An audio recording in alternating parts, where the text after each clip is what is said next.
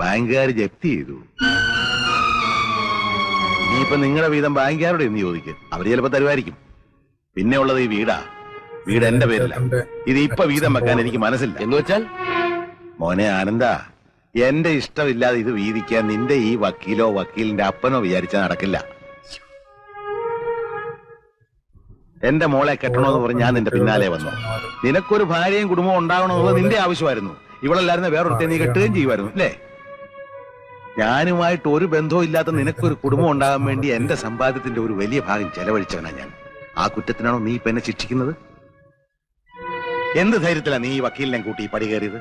നീ സമ്പാദിച്ച വല്ല ഇവിടെ ഇരിപ്പുണ്ടോ? ഭാര്യയെ നോക്കേണ്ടത് ഭർത്താവിന്റെ മാത്രം കടമയാണ്.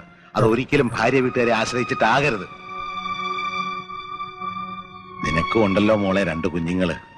നാളെ അവര് നിന്നോട് ഇങ്ങനെ പെരുമാറിയാൽ എന്തായിരിക്കും നിന്റെ സ്ഥിതി?